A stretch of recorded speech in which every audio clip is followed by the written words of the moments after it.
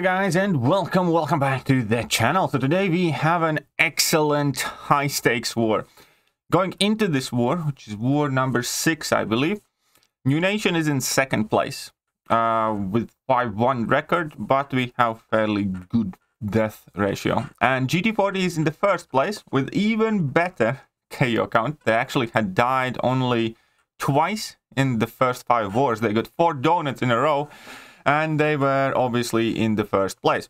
If New Nation wants to have any chance of getting the top spot this season, we need to win this war. Not only to maintain our record at 1 loss, but obviously also to bump GT40's record down. They would still be ahead of us due to dying fewer times in the first wars, but at least then the season would be a bit more interesting and we would still have a chance if we get a rematch afterwards or something.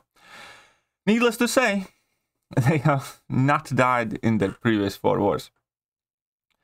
So it was always going to be a tough fight. And I do have quite an interesting war myself. I do get to use my rank 5 Kingpin, which I'm super happy about. And also a thing, quite interestingly. So, starting this war, like going into this war in the next, as soon as I woke up basically, the war was well underway. And here was the biggest bombshell. GT40 had died once, and we hadn't. So we had GT40 exactly where we want them to be. Just needed to do everything perfectly and cleanly. And that obviously includes my own fights. So this initial part, I need to go up against Misty Knight with steady build, long distance relationship, steady build up Fury, heal block debuff, insult injury. But I have a rank 5 Kingpin, and obviously I do need to be careful of her shrugging stuff off, of her trying to evade things. But Kingpin, long distance relationship, I just basically need to get to my level. Here she evades, but luckily my special is unblockable. I do drop my level 1, and then I'm just wanting her to either use a special attack or throw heavy, but she doesn't. But it turns out that that's quite okay, because she just kicked off from that degen. So that was 11 hit fight. That Misty is definitely quite squishy, especially section 1. Apparently the health boosts in section 1 are smaller than in sections 2 basically, so they do go down quicker. And now this next fight, which is Annihilus with Hazard Shift, Incinerate and Shock. And I need to deal with it. Need to deal with it the best I can. That's why we have Kingpin here. There was a random wild heavy attack, which it looked like he's gonna run into me. I kind of felt it, but it didn't work. But the point is, I don't want him to get too many promises, because then his specials can hurt. And additionally, on top of it all, I also don't really want to push him to level 2, even though I could survive it quite clearly. But if he gets level 2 with many promises active, it will not go great. So here I get clipped by that level 1. I'm typically fine with dexing away from that level 1, but it is a bit tricky.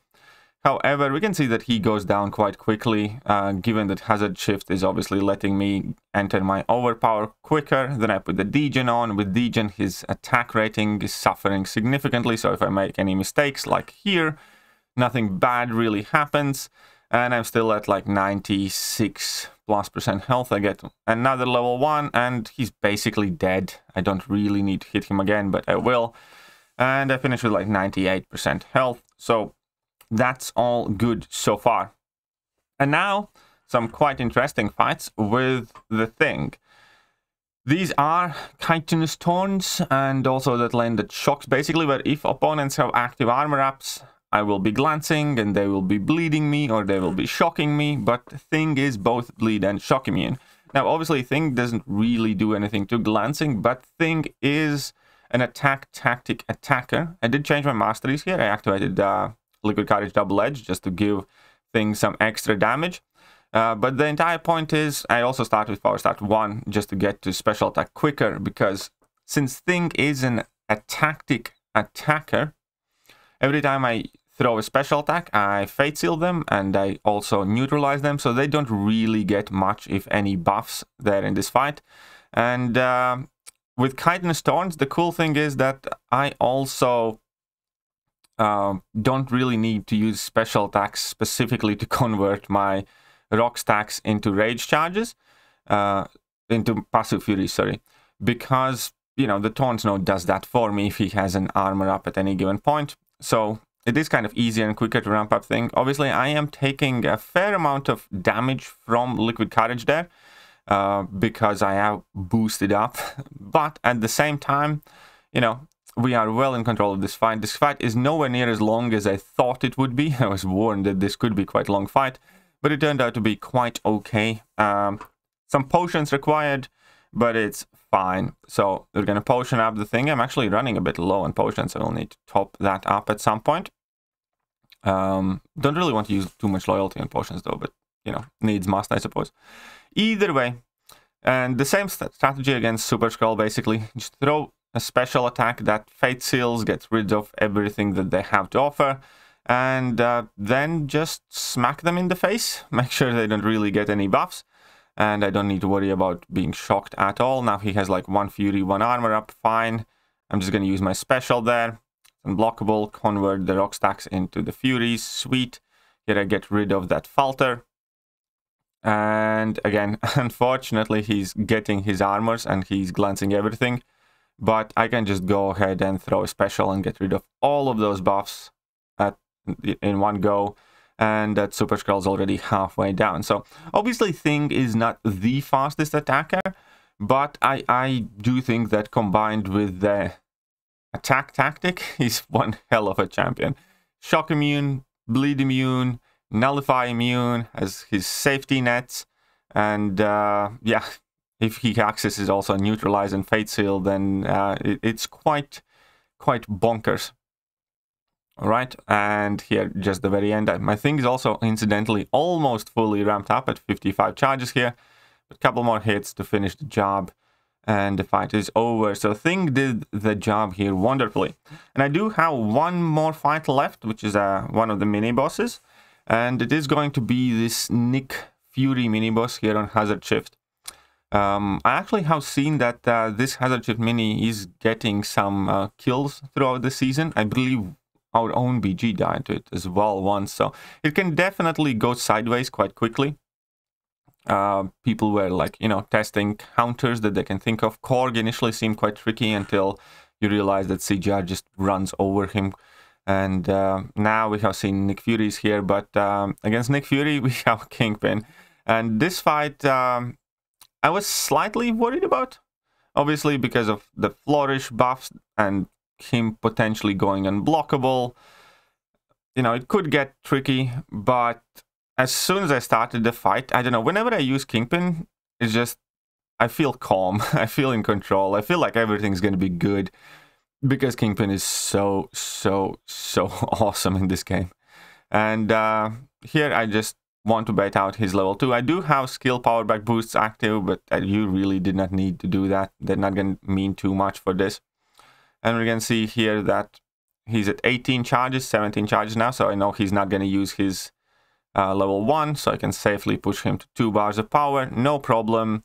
I'm at 90+% health. He's at 8% health. I do want to get him to the second life and wait a bit before I use my level 2, because obviously, you know, he's kind of doing my job for me here by ticking down with his health. So I drop a solid level 2. I'm unstoppable, so I use the fact that I'm unstoppable in order to get like a guaranteed counter opening. Drop another level 2. He goes for level 2 of his own, but he's at 13%, and I have like 19k mediums. And that Kingpin is just, sorry, and that Nick Fury is just dead. Now, unfortunately, we died once. We did get 1 KO, and that KO was really unfortunate as well, where I'm not gonna tell who the player was, but basically the player had the fight perfectly in control, and he was like 10-15% away from finishing that fight with like 95% health. And then he just ended up eating level 2 from Void, and then Void got the Fury, and then, you know, he starts taking all the damage, and he basically immediately afterwards died. So it was just one of those situations where Void throws level 2, and you kind of, you know, 99 times out of 100, nobody has any problems dexing away from Void's level 2. But then there's the one time where it catches you. And unfortunately for us, that happened in this war. We had a great plan. Officers did an amazing job sorting out assignments for everybody. And obviously every single player did their best. But that one death creeped in. And then we ended up losing the war on time because we weren't as quick as they are. And that sucks.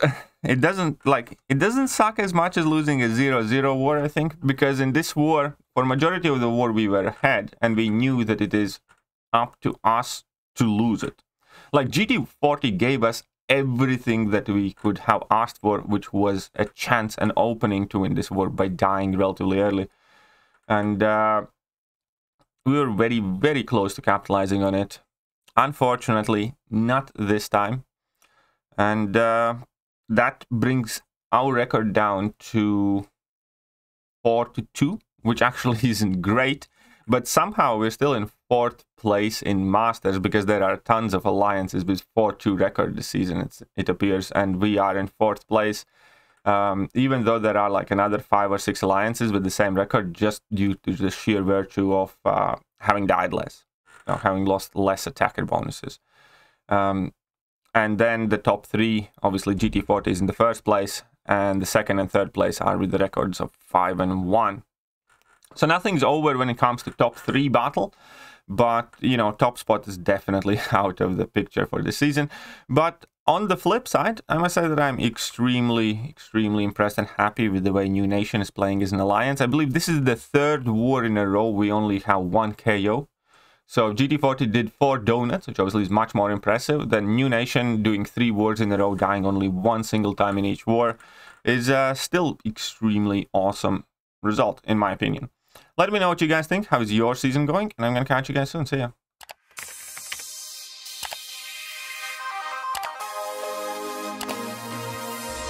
Hello there, guys, and welcome back to the channel. So we have all the information about the